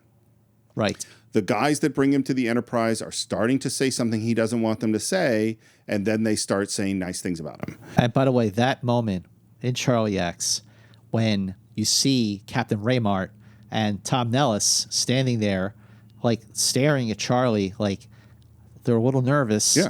And for a quick second, you see the close-up on Charlie with his eyes rolled up, and then he pulls them back down, and like it's a quick. Right. Like his eyes were already rolled up. You didn't see them, but it's still a very, very effective thing. In this case, the way that this act ends with the kids pounding on the table actually did, like startle me a little bit. Like that kind of worked. That the kids are all pounding in unison. But where's the security guard outside? He didn't hear that. Well, and you know what? Like because what Charlie X does is it starts off subtly, and you go, wait, what happened there? So that was kind of weird. And then it gets kind of more and more until it gets to the really freaky stuff later on. Is that, let's say we had our scene with the ice cream, and one of the kids is unhappy about the ice cream, and Nurse Chapel says, oh, so, as I would say to my kid, you get what you get and you don't get upset. And what if we saw one of the kids make a fist, and then Chapel said, oh, let me get you a different ice cream. Right. Then we have a little like, what just happened there? That was weird. There was definitely a build up with Charlie. Yeah. And there's no build up here, and it's not out of the kids' motivations. Right. They're just doing what the Gorgon wants them to do. They don't have characters. Charlie is dealing with adolescent conflicts, and he's using the powers that were given to him to do it. Right. That's very, very different. You're right. Well, and Miri is dealing with her internal conflicts and her attractions to Kirk versus her loyalty to the other kids versus what she thinks about Grups, her fear of becoming a Grup. All that stuff is personal character stuff. Becoming an adult. Yeah. Mm-hmm. Whereas this has those kids have no characters. And those elements about adolescence and adulthood, looming adulthood, are more fully realized in those two episodes than the kid stuff is here. Yeah. It's Act 2. Spock has the tapes, and so we start, and he says we have some facts along with some unscientific hypotheses. Ever since our arrival on Triacus, I've felt a certain growing feeling of uneasiness. At first, I attributed it to the usual case of nerves associated with any new project. However, I found that the rest of my associates are also bothered by these anxieties. The only ones not affected are the children. Let's see some more of these unscientific hypotheses, Mr. Spock. And I'm like, that wasn't an unscientific hypothesis. There was no unscientific. Yeah. It doesn't matter. Although whatever civilization that might have been here was destroyed by some natural catastrophe, it would appear that one of the race took refuge in the cave. Which I'm assuming is a reference to the Gorgon, that he's a survivor from this other civilization. Yeah, that's what I thought too. That's when Tommy enters, and he does his fist thing, and as the professor is talking about some unseen force, the video goes out. And Spock doesn't know why what goes out. They never investigate this further, which seems weird. And Tommy asked to go to Marcus 12 because he has relatives there. Kirk says no. Mr. Spock, we'll pursue this in my quarters. Captain, can I stay here and watch? I'll be very quiet. And Kirk, as you said, who just said, put security on this kid, says, yeah, sure, whatever, stay on the bridge. Yeah. This is a decision that was a bad one, and after letting Lazarus, run around the ship without someone watching him. What's weird to me is like, I don't think he had a good reason to put security on them in the first place. There was nothing that said to me, these kids are threats. And he has no good reason not to have security on him in this one. It's like a double doesn't make sense. And now Tommy's on the bridge. He walks over towards the helm. Sulu says, hi there. Yep. And he does his fist thing, and we see it hit Sulu, who reaches down and changes the course of the Enterprise. So I'm guessing he already knew, this is the guy who steers the course of the Enterprise. Sure. But okay. So the Gorgon says their power is to exploit someone's fear. Did he exploit a fear of Sulu's here? Okay, glad you brought that up. Because in earlier versions, outlines, early drafts, the kids were able to exploit the anxieties, but not control the minds. What's happening here now, starting with Sulu, is that he's controlling his mind, forcing him to change the course, take the Enterprise out of orbit from Triacus.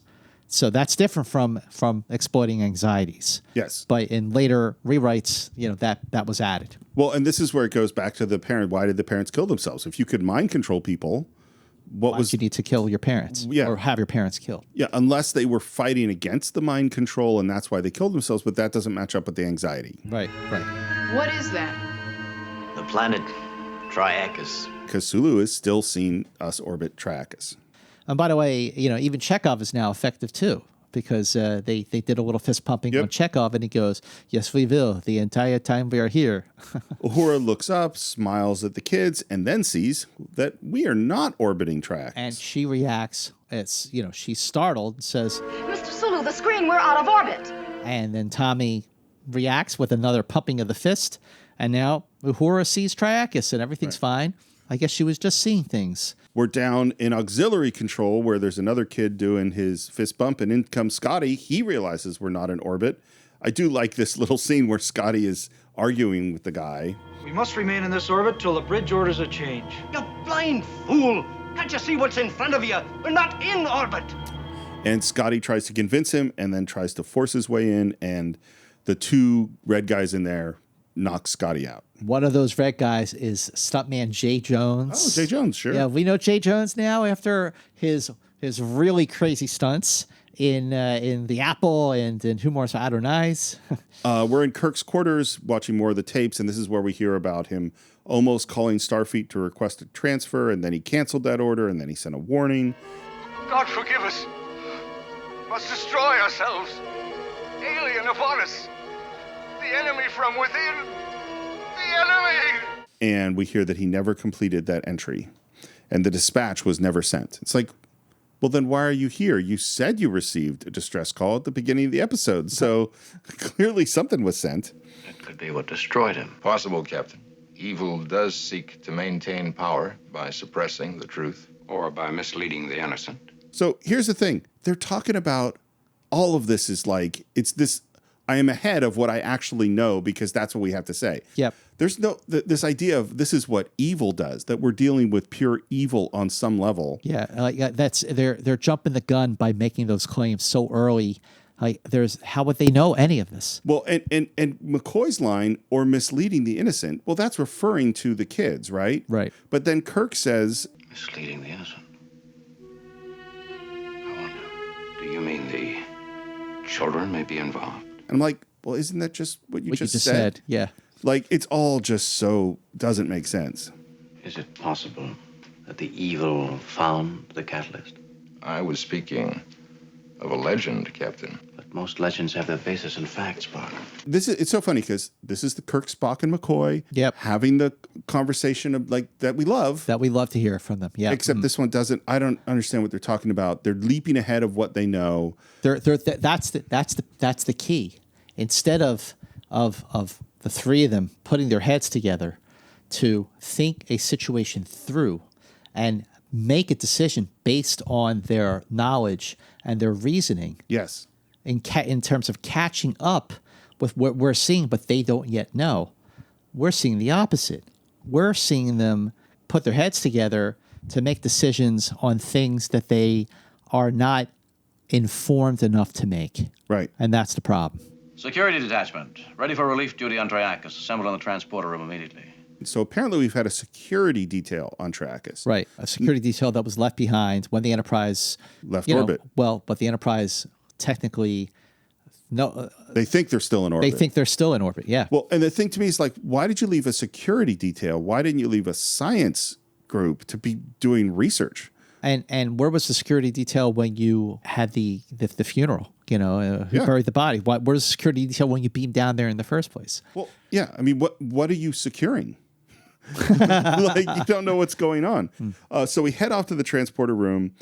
We have our 2 security guys there. They're on the transporter platform. He gives them some instructions. He says, beam down the guards. They do. I don't believe this at all. I have a big problem with this. Yeah. I have a big problem with this. The Enterprise is out of orbit. Shouldn't there be like a fail-safe device? Yeah, this is stupid. That like, he tries to beam them down, but it's like not working. And they say, oh, Captain, we're not even in orbit around the planet. Like, and when he beams them down, like, aren't the coordinates locked on something on the planet? And there's nothing on that console to indicate that there are no coordinates to lock onto because they're out of orbit. And I mean, I have a huge problem with this. It is upsetting to me. Like, oh, we accidentally just beamed 2 dudes into deep space and they died. It seems really horrible. And where's the shock and the grief? Yeah, it's not. It's Kirk? not there. I mean, where's the Kirk who was grieving over each and every red shirt that died in the Apple? Where is the Kirk that was grieving over the security man who was killed by the Horta in The Devil in the Dark? Like, where is that captain who just took every death personally? Yeah, I mean, this scene fails because logically, I don't believe it.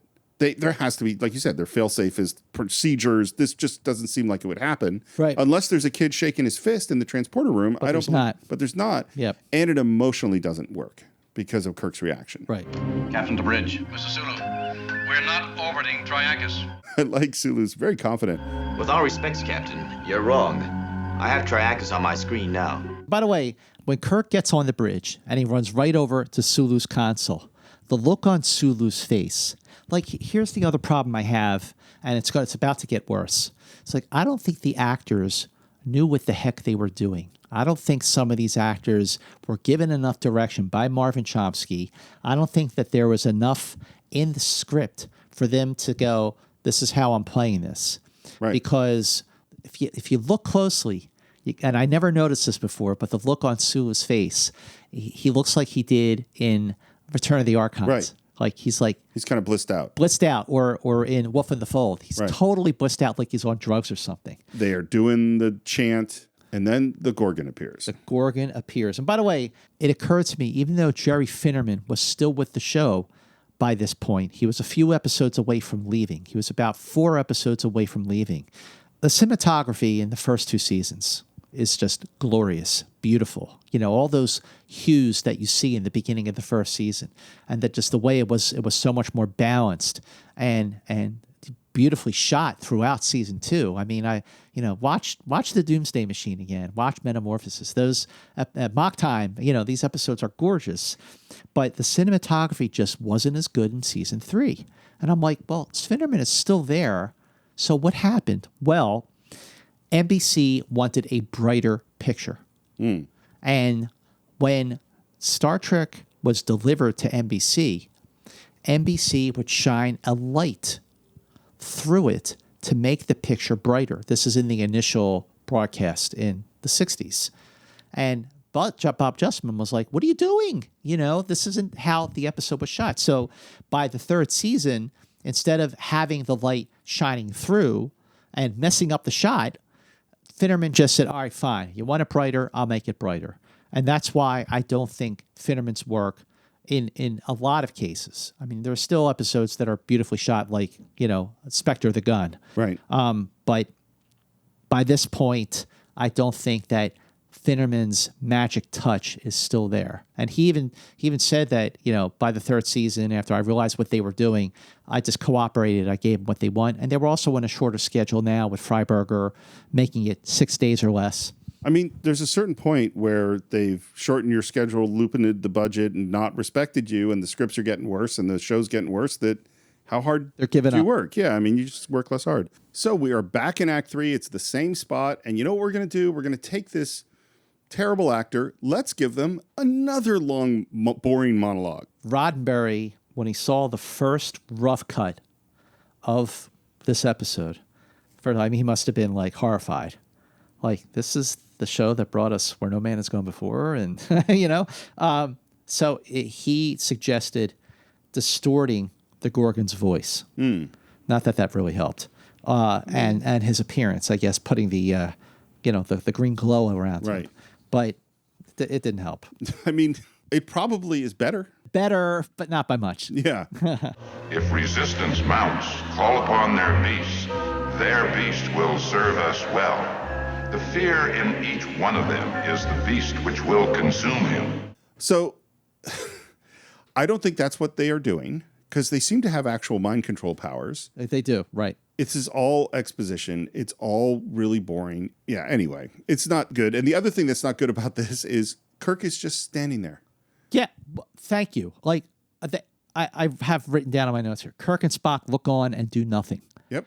I mean, shouldn't they call security to the bridge? I mean, or talk to him? Like, yeah, who are you? What do you want here? I'm Captain James T. Kirk of the Starship Enterprise. We come in peace. Who the hell are you? Right. When they see the red swirly thing in Day of the Dove, I mean, this isn't even like a humanoid appearance.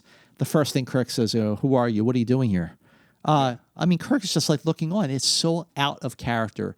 Like, if I was either of them reading this script, I'd be like, this is not what Captain Kirk would do.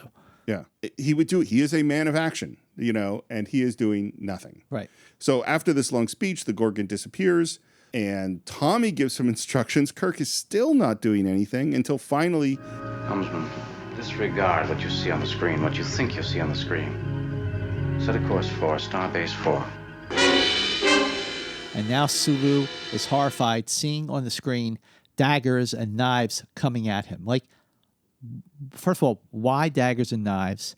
Shouldn't he be like, hey, this ain't right? I mean, like, his reaction makes absolutely no sense. It just goes to, like, apparently they can have whatever level of control they want. They're super powerful. Right. But not so much on the planet with their parents. Because they couldn't just make their parents do whatever they wanted. Their parents just said, have a lot of anxiety. Yeah, this is really inconsistent. Lieutenant Uhura, contact Starbase 4. Tell them we're bringing the children there. And she turns around, and suddenly there's a big mirror at her station. Yeah, where is the mirror supposed to have been there all the time? Like, where was it? Like, before, or was the mirror? Well, wait, no. She turns around back to the console and about to make the transmission, and the mirror is already there. Then the fist pumping starts, and now Uhura is looking in that mirror, and she's seeing a vision of herself, old and dying. So the mirror was already there. The mirror was already there. But where the hell was it in the other 78 episodes? I mean, if they had made this more that was in her head and she was imagining the mirror, then but that's not how it's shot. Right. It's shot that she just happens to. And here's the thing about this. Is seeing yourself as a super old person at the moment of your death or whatever, will that freak a person out? Sure.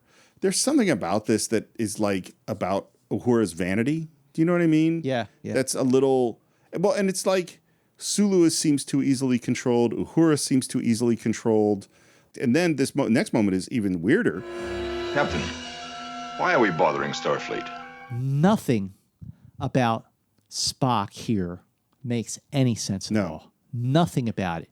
And this is where I'm really using my example of, I don't know if these actors even knew what the heck they were doing, because Nimoy doesn't seem to know how to play the scene. Yeah.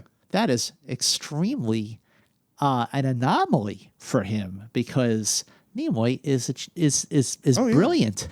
And I feel like he doesn't know how to play the scene on. Now, at this point, we see Kirk starting to lose control. And when I was doing my rewatch, this was the moment where I had the epiphany. I went, the naked time. Yeah. Okay, because when Kirk is on the bridge in the naked time, and his crew, they start falling under the infection of the disease, and Kirk is running around the bridge like shaking Mr. Leslie, he's in a laughing fit. Like, you see Kirk losing control. Here, now, you see Kirk starting to lose control. Why did this work perfectly and brilliantly in the naked time, and why doesn't it work here? So what's interesting about because you did not bring up in the naked time what I thought you were going to bring up. Okay. So what's interesting about this moment in the naked time that you're discussing, Kirk at that point is not under the influence of the drug. That doesn't happen till later when he's in with Spock and Spock touches him. Right. At this point, Kirk is his ship is about to be destroyed, and he can't save his ship, and he needs his people to help him save his ship, and so he's getting increasingly desperate. That is totally in character. This moment, the reason that he starts to lose command is because the kids are fist pumping him. But this is before Tommy does the fist pumping on Kirk. Now, when he does the fist pumping on Kirk, that was another element of naked time that I immediately thought of. Right. Because what is Kirk saying in this moment? His fear of losing the Enterprise. What does he say during those moments with Spock in the briefing room in the naked time? His fear of losing the Enterprise.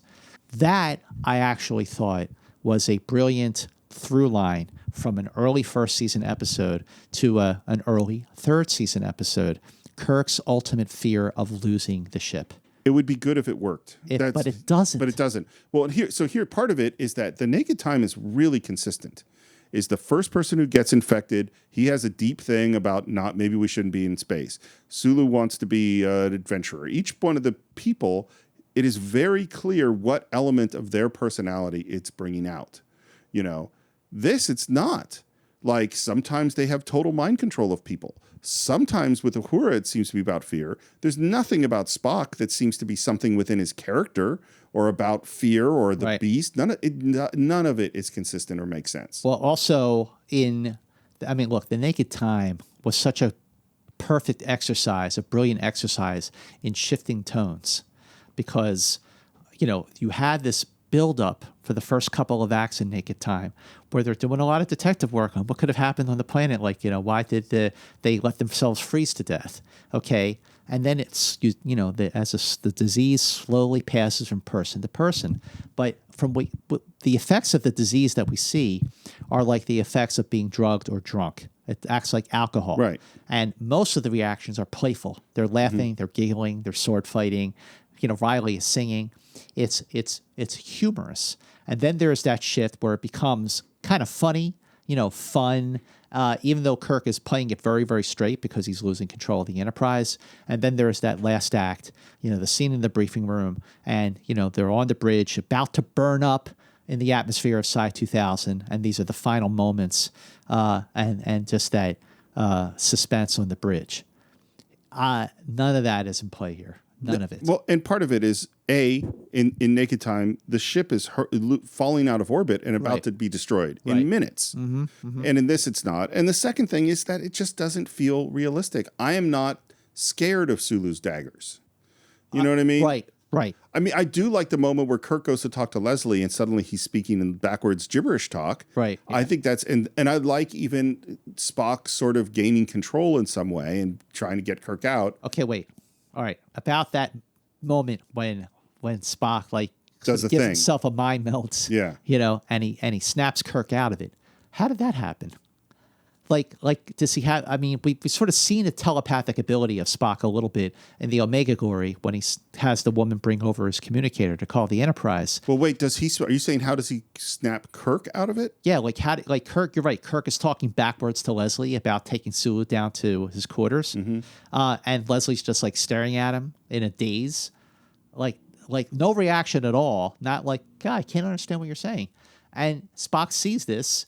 And he makes that motion with his hand on his head, like he's giving himself a mind meld, using some telepathic ability to get Kirk talking forwards again. Oh, that's not how I interpreted it.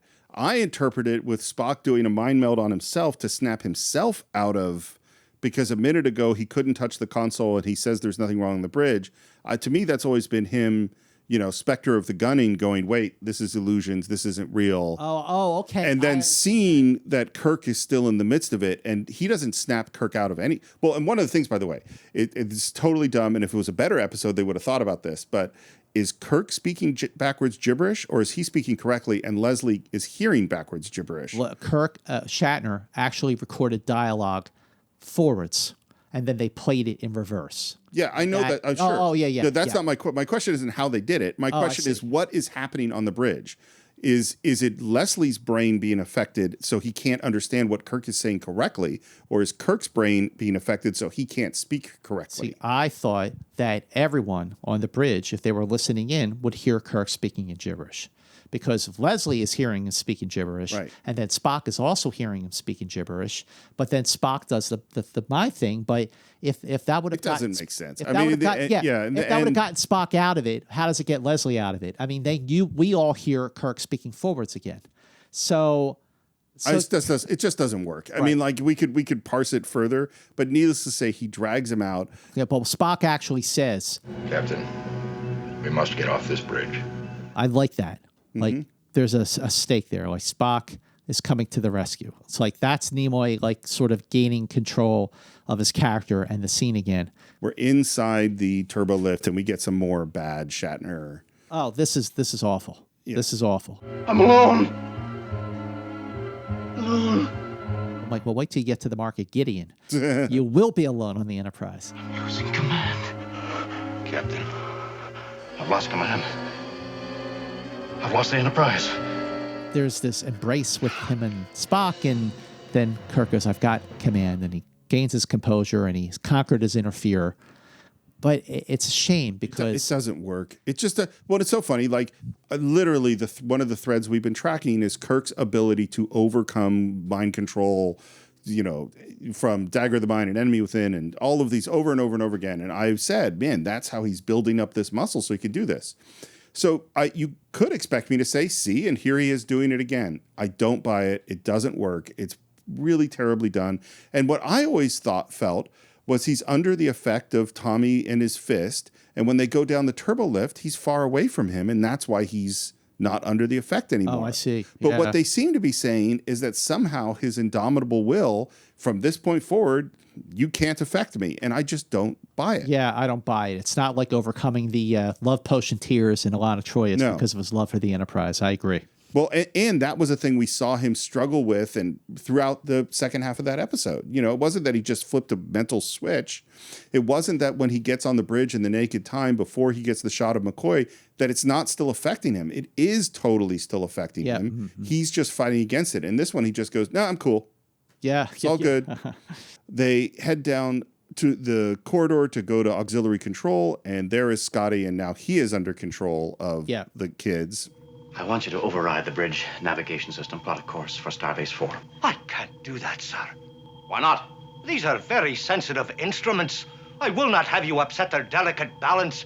We would all be lost, forever lost. And by the way, so now they're trying to appeal to Scotty, and Scotty's reaction is also way, way, way over the top. Go away now. Go away or we'll kill you. Wow. I think what they're saying, again, we're back to, maybe they're saying that his beast is he loves the Enterprise so much that he's afraid that anyone would hurt it. Maybe that's what, but it doesn't work. Right. It just doesn't work. I mean, I actually would buy into that, but the delivery is still, extreme. Well, when he says, we'd all be lost, forever lost. Yeah. It's terrible. And what it sounds to me like is the fake, silly scene at the end of I, Mud. That's how Jimmy Doohan performed of I am a bad actor pretending to say these lines poorly. That's what this is. Yes, agreed. Except that doesn't work here. And they fight, and like Kirk and Spock sort of just backing out of the room. And again, I'm going like, well, is the kid now totally powerless to work on Kirk and Spock at all? They're just immune from now on. Mm-hmm. Oh, I'm all right, Spock. My beast is finished. It won't return. So there you go. Right. Okay. They don't understand the evil that they're doing. Perhaps that is true. But the evil that is within them is spreading fast. And unless we can find a way to remove it, we'll have to kill them. Wow. But we'd never tried to get a phaser and stun them. All right. Or give them a hypo and knock them out. Or use some of the gas and throw them in the brig. Look, the scene on the bridge when Tommy is using the fist pumping and it's affecting Sulu and it's Uhura and then it's even Spock at this point. In Charlie X, when Charlie Evans was sitting in the captain's chair. You've got my ship and I want it back. I want my crew back, whole. I have to break your neck to do it. And he gets into a fight with him and he grabs him and he's about to punch him in the face. And he's a little, he's an adolescent teen, and he's about to do this. But it worked in Charlie X. Well, and they had a plan. The plan was I'm going to overwhelm him, and he won't be able to control all this stuff, and then I'm going to keep pushing him, and then, that was the plan. There's no plan. That actually would have been a good plan. for this one to overwhelm the kids. Well, and the thing too is you introduced that Charlie X had all these character issues, emotional issues that they're going to exploit. These kids have no emotional. They're nothing. The biggest emotional issue that they should have, they don't have. Yeah. Yet. Captain Kirk. What is it, Ensign? I have been instructed to place you and Mr. Spock under arrest. By whose order? Starfleet Command, sir. You know what this makes me think of? What? Wrath of Khan, where he's been mind controlled and Chekhov has to pull a phaser on Captain Kirk. And some of Walter Koenig's acting to me is kind of similar of I'm trying to fight back a little bit, but I don't have a choice sort of thing. Yeah, when he starts to get a little panicky. Do not force me to kill you, sir. I will, if I have to. I like this scene, actually. Yeah. I think this scene works for me. And that is the end of Act 3. Almost there. Yeah. Act 4, we're back in the same spot, and they're arguing, and it escalates, and finally Kirk and Spock attack in the midst of kind of a distraction. And Spock finally uses the famous Spock neck pinch. Yeah. Like, why didn't he use that when they were in auxiliary control fighting Scotty and the other two red shirts? I mean, it didn't seem like Kirk and Spock should be able to take out Scotty in 2 red shirts. For sure. Yeah. Well, look, why didn't they get a phaser? Kirk took out all those drill thralls in Gates of Triskelion. He can't take on Scotty and 2. Well, and I'll say it again. Why didn't they go get phasers? Yep. But they take out these guys, and then it's really weird because Tommy runs away, and then I guess Chekhov and the red guys are back to normal. Yeah, yeah. But then they say, let's put them in the brig, and it's like, well, how does this control work? And all of it doesn't make sense. We're back on the bridge. Tommy is now sitting in the captain's chair and smiling. Like Charlie. Kirk comes up, spins the chair around. The Enterprise will never reach Marcus 12. You will not be landed there.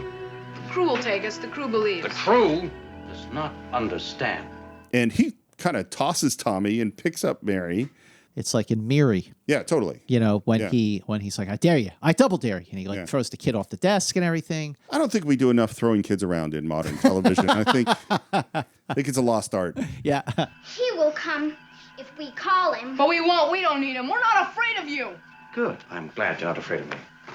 But your leader is afraid. What's he afraid of? Is the Gorgon afraid? I think maybe the Gorgon is afraid of losing the support.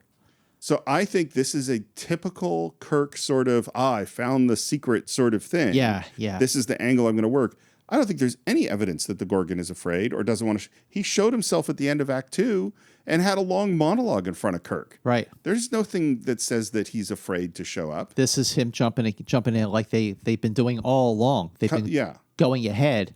As if we know things that we really, like in Who Mourns for Adonais, or in the Squire of Gothos, they talk about where Apollo is into his temple, Trelane is into his mirror. And that's how they deduce, this is where their power thing is. We had no observations like this at all. Those are great examples. Those are great, especially the Squire of Gothos, where they put their heads together and they have an idea and they're about to take a risk and pull it off. That's a great example of what makes the three of them work. Right. But in here, all along in this episode, when they've done that, they've been jumping way ahead to things they would have absolutely no way of deducing. And finally, Spock comes in and he goes, hey, Spock, play back that chant, which apparently they recorded. Right. Does the chant force the Gorgon to show up? Well, he said, if you need me, call. So I guess they call him with the chant. I guess that's the implication. It seems a little, I'm just repeating myself at this point. So they play the chant. We hear it. The other kids all show up on the bridge, and then slowly he appears. Who has summoned me? I did, Gorgon. Where did he get the name Gorgon? Okay, now that is a great question. That is a question I have had for a million years. Like, where did the term Gorgon come from? How did Kirk know that this was, in fact, a Gorgon? And the reason for that is because Gorgon is actually a word used in Greek mythology, used to describe something terrible or horrible, like this episode. A Gorgon is like Medusa with the snake. Medusa is a Gorgon. So Gorgon, I think, is not just like his name, like Scott or Steve, but a Gorgon is what this thing is. And Kirk knows what the terminology is because, as we pointed out so many times, Kirk is book smart. He really knows his stuff, and he studied like crazy back at the academy, and he just knows the mythology of what a Gorgon is. So I'm actually supportive that Kirk, because of what this thing represents, is applying the name, because we never hear the kids call it a Gorgon. No. We never hear anyone call it a Gorgon. Gorgon is something that was in the screenplay. Gorgon is something that's been in Star Trek reference books. But the only person to actually use the word, I did Gorgon. It's not saying I did Scott or I did Steve. He's saying I did... Monster. Monster, exactly. I did you horrible, terrible, scary thing. So that explanation's great. I don't think it works in the show at all. I tried, man. I mean, I think you did a valiant effort. You put research in. I respect everything you said. But if that were going to work, we had to, like when they had the conversation about legends. Legends are based on fact. For instance, the legend of the Greek Gorgon of mythology was based on this thing. Bingo. Yeah. Then we would have heard the word ahead of time, or it's talked about. You know, there are all sorts of elements in Earth myths, or on Vulcan. There's a legend of this thing, a Gorgon that came out and found the evil within people's souls, and we talked about it. Then fine. Or they talked about how there was a race there that was there before. Yeah. Instead of just talking about it, maybe there's like hieroglyphics or something. Right. Maybe in the drawings or whatever, there's like a picture of a beast, with claws and snakes as hair, or something that looks like Melvin Belli. Well, and what right now the myth that they said is that this was a society of marauders. They were bad guys, and then they were destroyed by a natural disaster, and maybe one of them survived by fleeing to a cave. What if instead it was like, the legend is this was the most peaceful civilization in the world, and then something happened and they became the most violent, evil thing in the world, and they destroyed themselves. The legend is that a Gorgon came, an alien from another planet, and warped them to be evil. Well, then that would line up with what we're seeing here. Yeah. Like if that legend, if something evil, something horrible, something that was pleasing to the eye, but something that was actually evil, and like the way that Kirk in The Changeling, when he has that epiphany about Nomad and the other, and Kirk goes, "Oh, it's a changeling." Right. Like he figures it out based on the facts. So Kirk is presented with the facts about the previous race and about this thing, this horrible thing, and he goes, "Gorgon," and then McCoy goes, "What? A Gorgon?" It's exactly. Like well, then this would work, and this doesn't work the way it is. My beast is gone. It lost its power in the light of reality. I command again. And I'm like, why? No, Captain. I command here. My followers are strong and faithful and obedient. That's why we take what is ours wherever we go. And then we get this dialogue about him being strong and their weakness being their gentleness, and I don't know what all this is about, really. One of these days, ladies and gentlemen, to all the Enterprisers who are listening, when Steve Morris has free time on his hands, he's going to do his own personal page one rewrite of "And the Children Shall Eat" and make it into a classic. Listen, all it takes is there's got to be a lot more subscribers on Anchor. Yeah, there you go. This sounds like a lot of work. There's a motive. Children, I have pictures of some of you on Triacus. I'd like to show them to you. Would you like to see them? I forbid it. Why should you fear it? I fear nothing. So we were told.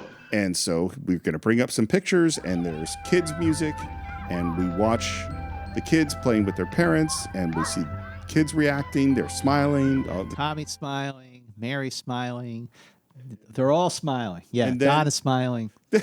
It's so funny where, the trajectory of this episode is that in the end, the goal is we have to make a bunch of little kids cry. That's our triumphant strategy. How can we make a bunch of little kids cry? But how was it that we were on the planet? We were on the planet with the kids, and they're playing, and there's dead bodies of their parents right there, And now we're on the bridge of the Enterprise, and just using images, the juxtaposition of everybody happy and the kids being picked up by their parents, and then boom, there are the images of the dead bodies and the tombstones. And now the kids are realizing, oh my God, my parents are dead. But you didn't realize that when they were right in front of you. But they're realizing it from the view screen on the Enterprise. Well, and it goes to what is the Gorgon's powers? It's like if wear off. Yeah, he's right there. Like we're making all sorts of people see all sorts of things, but Kirk and Spock were able to snap out of it for no particular reason. And now the kids just watching video are snapping out of it. And it's like on this side of paradise, you decide the spores can't handle violent, angry emotions. We get violent, angry emotions, we snap out of it. Right. This doesn't work that way. You know what I mean? It's just, but needless to see, they see the dead bodies of their parents and all the kids start crying. And that is how we are winning, because as they start to cry, now the Gorgon gets weaker. They would not help transport us. They were against us. They have to be eliminated. And how does he get weaker? How does he show that he's getting weaker? By making a really painful looking face. Yeah. And his hair starts getting messed up and weird acne, blotches blotches put face on him. And, over the course of the transformation from Bell Eye's appearance to the hair and the makeup, he had to stand for 4 hours, up to 4 hours, and they had to lock the camera down to film a second or two of him like reacting and then put more makeup on him. So like that's for 3 or 4 hours standing. Yeah. That's really rough. You are my future generals. Together we can raise armies of followers.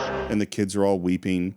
And again, if he had actually had relationships with these kids where he had convinced them in various ways and understood them and they felt seen by him, this scene might make more sense or be more powerful, but it isn't. It's just, this terrible actor monologuing and these kids weeping. And then there's this weird thing too of like where Kirk's going like, look how ugly he is in real life. And that's that weird association with evil and ugliness, which it's just not that sophisticated. Right. But nothing about this episode is sophisticated. Yeah.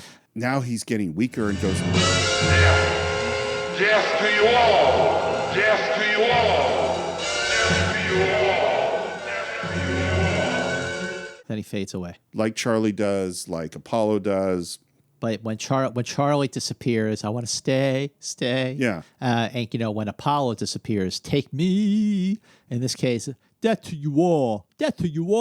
Like he just keeps repeating it. And the thing too is that in both Charlie and there was reasons why this was happening, and it's the same because we're going to get to Day of the Dove where we realize this thing is powered by emotions, and if we change our emotions and laugh at it, it's going to weaken. And it's like, is that what's happening here? That his power comes from the kids in some way? So when they start turning on him, he loses his power? But Kirk, they never discovered that. They never went, I have an idea. We have to get these kids to turn on the Gorgon. How are we going to do that? What's our plan? Right. We never had that. Right. But that seems to be the implication about what's happening. And so he fades away. Sulu's daggers disappear, or his face comes back to normal. McCoy enters, beaming, sees the kids crying, and I don't know what the most horrible line of Star Trek of all time is, but McCoy saying, "They're crying, Jim. I don't know how it happened, but it's good to see." It's really weird. Yeah, it is. It's sad. I don't know. It's up there with, are you Mork or are you Mork? Yeah. It's like you just walked in on a bunch of kids weeping for their dead parents and you're happy about it. I understand that therapeutically it's an important step, but the tone is all wrong. Set course for Starbase 4, Mr. Sulu. Yes, sir. And that is the end of the episode. So here's my question. They're setting course for Starbase 4. What about the security guards that are still stuck on Triacus? That's a great point. Whatever. Like they're still calling up to the Enterprise. Yeah. Like, are you there? Like, are they just gonna let's head to Starbase 4? Well, there's still 2 security guards on Triacus who can't reach the Enterprise, but that's okay. Yeah.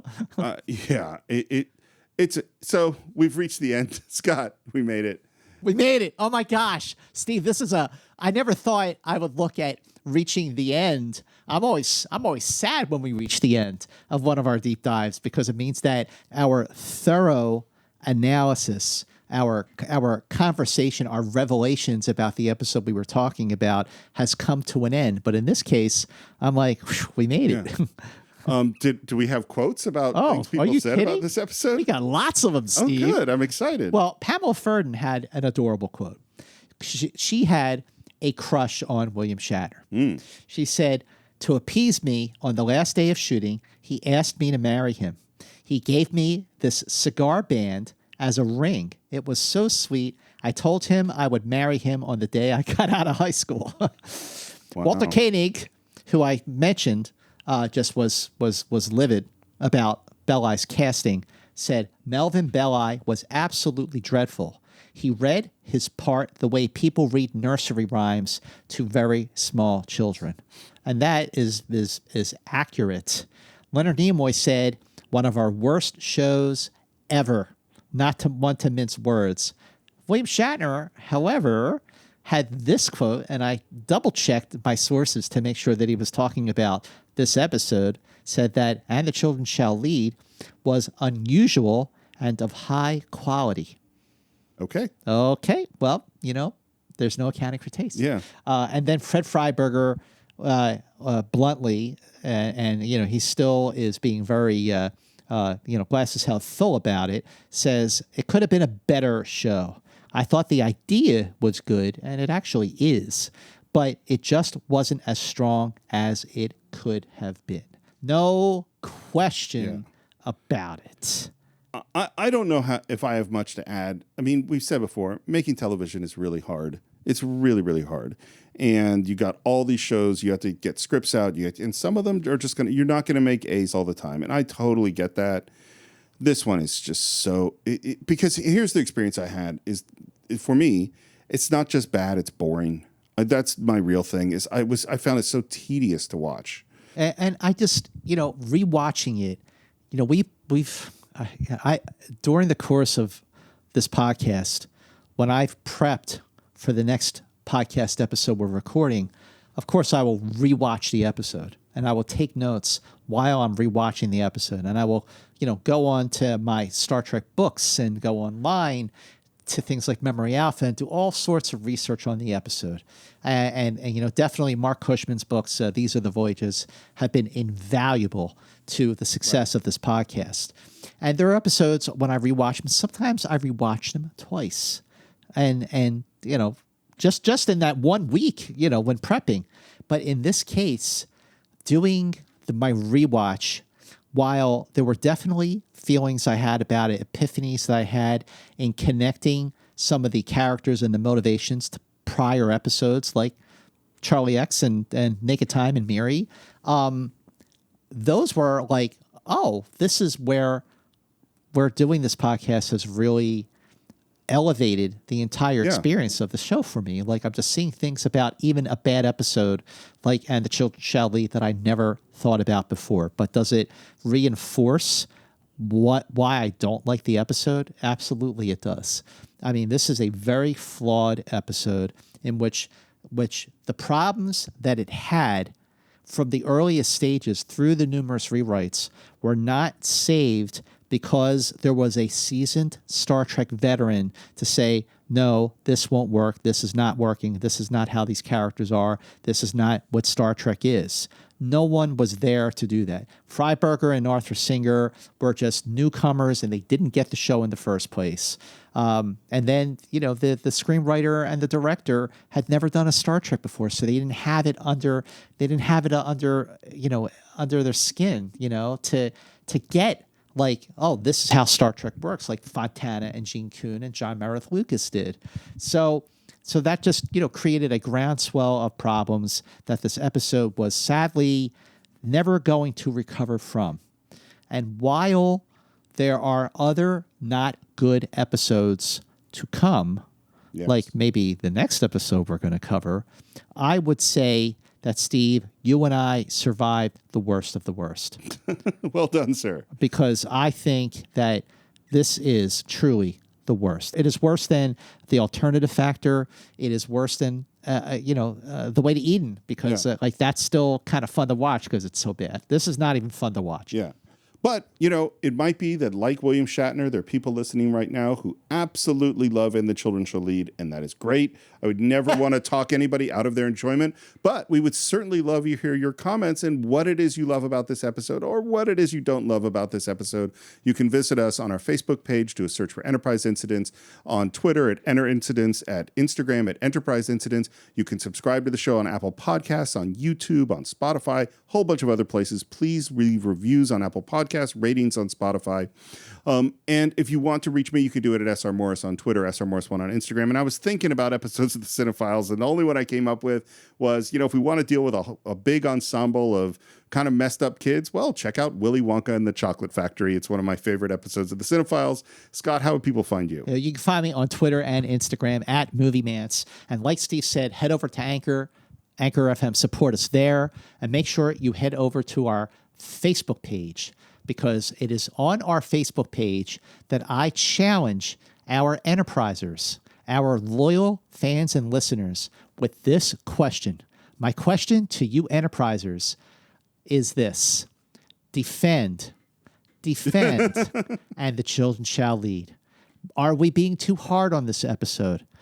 Does anyone actually really like this episode? If you do, go to our Facebook page, Enterprise Incidents, and tell us why you actually love or even just like And the Children Shall Lead. I want to know why. Maybe I will get something from you that I'm just not seeing in this episode. And I know Stevie would love to read that as well. Of course, absolutely. And I would say, if people do say that, hey, be respectful. Everybody's allowed to like what they like. Absolutely. Okay. And you know what? If I see any comments or any explanations or any write-ups from a fan who loves this episode, you immediately have my absolute unconditional respect. Actually, you have that anyway, but I will have even more respect for anyone who was able to stand by and sing the praises of this episode. In the meantime, I am grateful that we have gotten through an episode that is clearly not very good, but led to another really, really great conversation. And again, one of these days, I hope to read that page 1 rewrite that Steve Morris will one day write for And the Children Shall Lead. And the next episode is another doozy, but it is a doozy because I'm going to say it right now. Spock's brain. I like it. All right. I like Spock's brain. There is a lot to like about it. There is a lot to not like about it. But this is an episode that has unfairly been judged as the worst episode of all time. And that goes into that line from the man who shot Liberty Valance, which is... Print the legend. Print the legend. The legend. Spock's brain, the worst episode? No, it's not. We just covered the worst episode. And Spock's brain isn't even the second worst episode. To hear all of our musings on the good things and the bad things, but definitely the good things about Spock's brain, join us on the next episode of Enterprise Incidents for Brain. What is brain? We will answer that question. So please join us. And until then, keep going boldly.